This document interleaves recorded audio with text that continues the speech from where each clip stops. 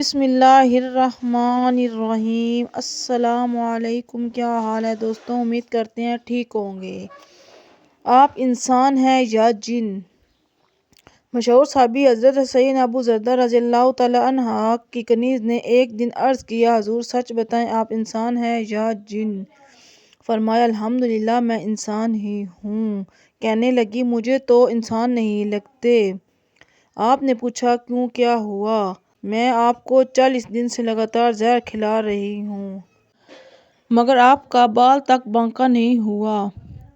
فرمایا کیا تجھے معلوم نہیں جو لوگ ہر حال میں ذکر اللہ کرتے رہتے ہیں ان کو کوئی چیز نقصان نہیں پہنچا سکتی۔ الحمدللہ اسم گرامی کے ساتھ اللہ کا ذکر کرتا ہوں۔ پوچھا وہ اسم اعظم کون سا ہے؟ فرمایا گیا میں کھانے پینے سے قبل یہ پڑھ لیا کرتا ہوں، بسم اللہ الذی لا یضر مع اسمہ شیء فی الارض ولا فی السماء وہو السمیع العلیم۔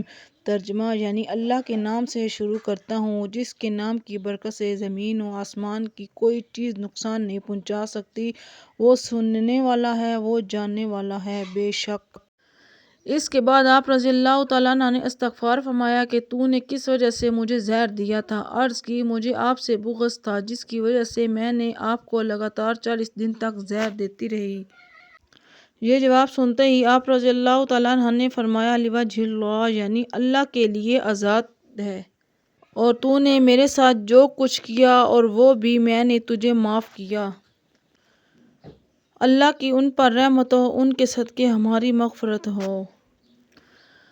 سبحان اللہ۔ ہمارے صحابہ علیہم الرضوان کے کیا کہنے ہیں۔ اے سننے والے، برائیوں کو بھلائی سے ٹال دے۔ بار بار زہر پلانے والی کنیز کو سزا دلوانے کے بجائے آزاد فرما دیا۔